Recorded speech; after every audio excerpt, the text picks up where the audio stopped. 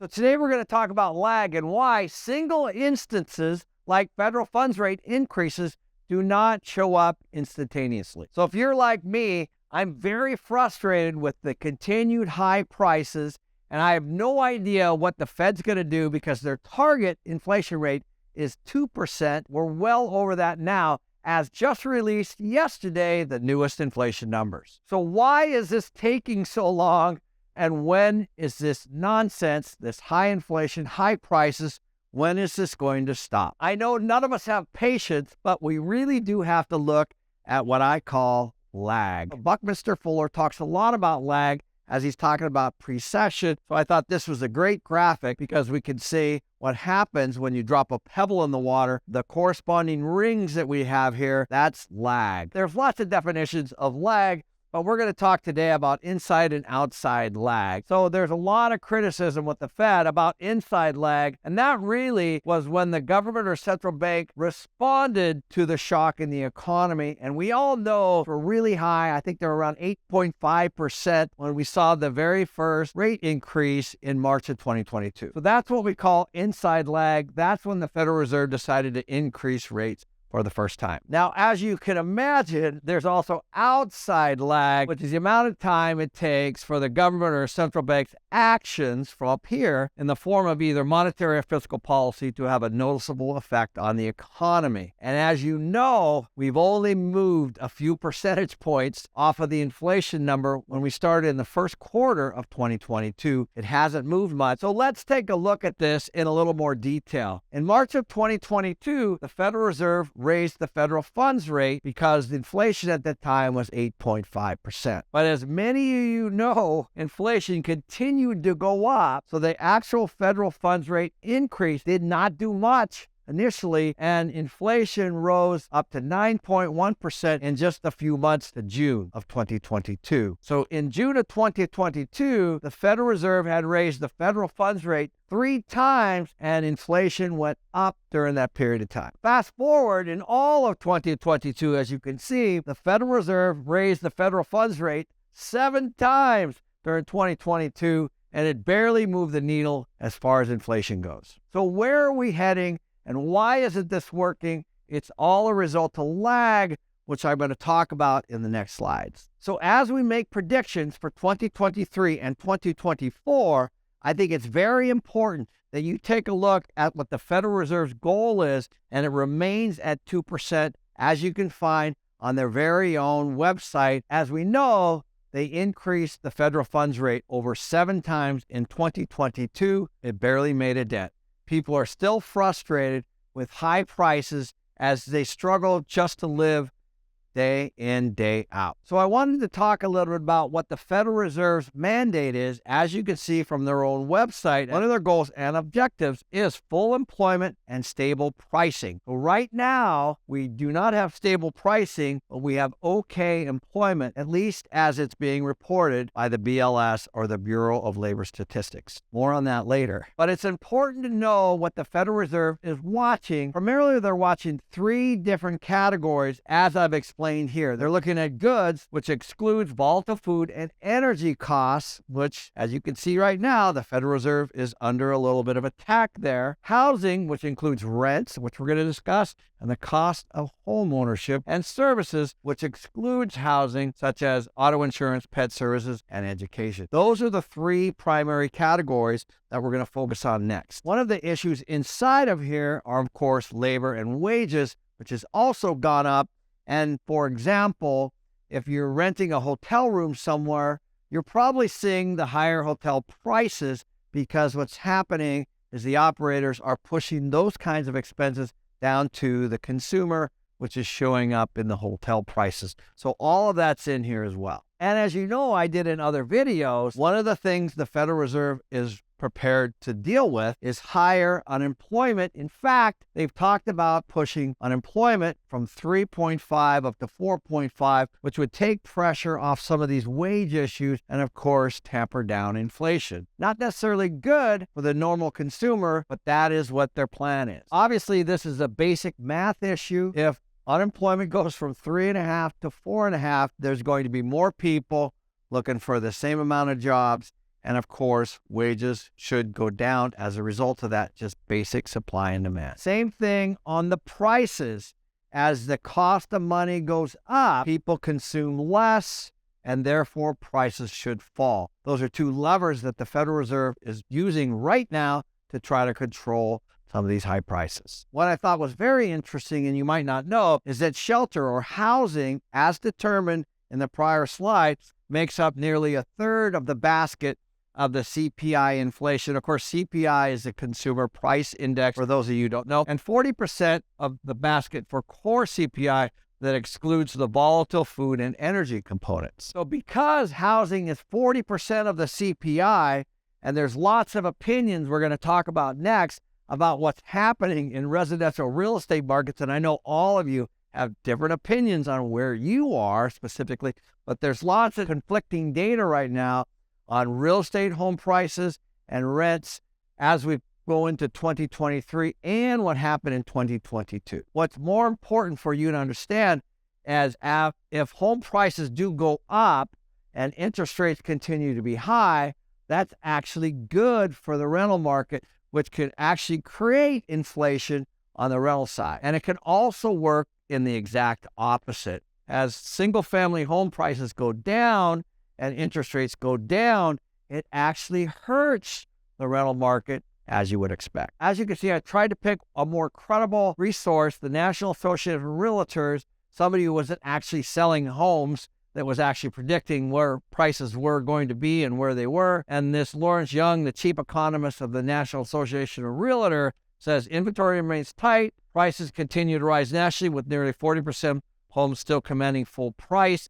Now, of course, that doesn't mean what the other 60% are actually doing either. He's basically staying in the middle of the road. As you can see, he also says here, there's a chance that half the country may witness price increases and the other half will see price drops. We're seeing all kinds of information around this. Jeremy Siegel at Wharton says he expects home prices to slide up to 15% or somewhere between 10 and 15%. And then Mark Zandi, who's with Moody's, who, of course, these are not real estate people, these are economists. He's saying at least a 10% decline in current market. And he said most of the declines will happen sooner than later, and house prices will fall 20% if there's a typical recession. I actually tend to agree more with Jeremy Siegel and Mark Zandi, as we're starting to see, even in Phoenix here, lots of price decreases and people pulling their homes off the market, even though all of you are going to say, and it's true, we are in the middle of a shortage of housing. We are still seeing prices decline as a result of these higher interest rates. We're seeing less mortgage applications and we're seeing less sales. That, of course, is building up inventory in many, many markets, with the exception of some of the hotter markets. So those of you in Florida are going to completely disagree with this video. So I think it's important to take a look at what's actually happening. If you really drill down and you start to look at the median price of housing, as the lag has affected from the interest rate increases, from the federal funds rate increases from the Federal Reserve, we are definitely seeing a decrease in the residential housing prices year over year, month over month. Not always in specific markets. There are definitely some that are doing well, but the majority, most of the markets across the country are experiencing declines. On the same token, we're also seeing rental prices go up, even though we've seen some flattening. I'm going to talk about that in a minute, but this should not be surprising to you. The reason I bring these two up is because, as we know, these two components make up nearly a third of the CPI, or the inflation number that the Federal Reserve decides what to do with the federal funds rate in 2023. So if rental prices are going to go up 3 to 4%, that's inflationary. If housing prices go down, that of course is deflationary. So they're going to look at all of this together and then make their decisions, as nearly 40% of the basket for CPI is made up of shelter. As a result, even small increases in rent or home prices can, in principle, have noticeable effects on overall inflation. And that's what we're trying to say. So those of you who are advocating that residential housing prices are up, well, it's actually going to trigger more federal funds increases. And those of you who are on the rental price cap, that's actually potentially going to trigger more increases in the federal funds rate. So either way, it affects shelter and cost of living for the common person. That is the point. So now let's dig into rents, because that's an area, of course, you guys know I have a lot of experience. So we look at many different scenarios, and I pulled a couple here. Let's look at Yardi. So this is a service that I currently have and I pay for monthly. As you can see, yes, rents are projected to go down, but let's take a look at how they're actually revised from 3.5% to 3.1%. So what that means is, yes, there's downward rent growth, but only based on the 3.5% projection that they already had. And 3.1% is still inflationary in the eyes of the Fed. So when you start to see these articles about rents for 2023, you can see experts say rent prices for 2023 are cooling down. This is true. But why don't we take a look at the small print? Will renters pay more in 2023? The short answer is yes. Rents are still going to continue to grow into 2023 because people cannot afford these houses at these high interest rates, and they're actually being pushed into the rental side of the equation. So now the real question is, how long is all of this going to take? And I thought this was a great example of lag. We started with lag, and now we're going to talk about how long is it going to take for these federal funds increases and interest rate increases to actually lower inflation, because we're certainly not seeing much of that now. So this is a great example of lag as stated by the president and CEO of the Federal Reserve Bank of Atlanta. And there's a lot in here that you guys will be able to read. But what he's basically saying is things happen gradually. A larger body of research tells us it can take up to 18 months to 2 years or more for tighter monetary policy to materially affect inflation. And you may be wondering, why is this taking so long? So this is the CEO, president of the Federal Reserve Bank of Atlanta, saying that it's going to take 18 months to 2 years. Now, there's all kinds of information on the internet about lag and how long does it take when you increase interest rates. And this is why there's so much criticism on the chairman, Jerome Powell, for what we call that inside lag on when they actually responded, because most people know that we're looking at 18 months to 24 months for this to actually start to correct itself. If you Google lag and you start to take a look at how long does it take interest rates to actually affect inflation, you will see that in many cases, we're looking at a year up to 3 years. And that is a large body of people, as pointed out by Raphael Bostic, the president and CEO of the Federal Reserve Bank of Atlanta. We all know that we've had 7 interest rate increases in 2022. And we all know that this could be a year to 3 years. We'll use the Federal Reserve's own estimate that this would actually put us at about halftime. So everything that's happened so far, we should be at about halftime if you measure it from the very first rate increase in March of 2022. We're somewhere around 8 or 9 months. And of course, if we're looking at 18 months, then we should be at about halftime. Like any kind of football game, when you go into the locker room and it is halftime, you have a strategy for the second half. And now we're going to talk about that now. So here's where we are today. We've increased rates 7 times in 2022. We got targeted inflation as shown on the Fed's own website at 2%. And we have inflation that still needs to go anywhere from 4 to 5% just to hit the Federal Reserve's target. So in 2023, I expect the interest rate to continue to go up. The Federal Reserve has many meetings in 2023. They meet on the 31st of January, the 21st of March, the 2nd of May, the 13th of June, and the 25th of July. I believe that they're going to continue to raise the federal funds rate anywhere from 1/4 to 1/2 point through 2023 to continue to try to hold the resistance on the increased pricing as it relates to housing, which should then move the home prices even further down as they already started in 2022.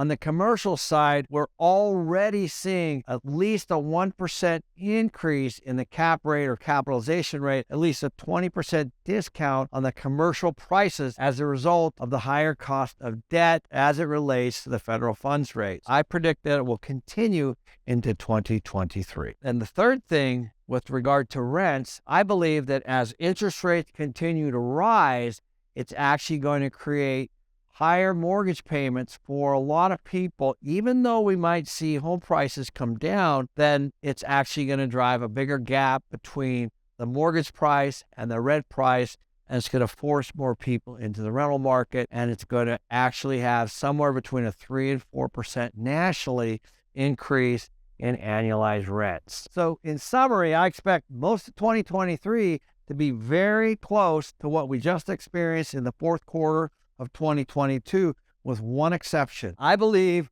we're definitely going to go into a pretty good recession because I've been digging into a little bit of data around unemployment, and there's a big disconnect between the BLS, the Bureau of Labor Statistics, information on unemployment, and the household survey, a discrepancy of almost 1 million people. Please tune in on the 16th for our happy hour because we got Dana Samuelson who's going to talk about that exact issue about the discrepancy in the unemployment rate and as it relates to a recession.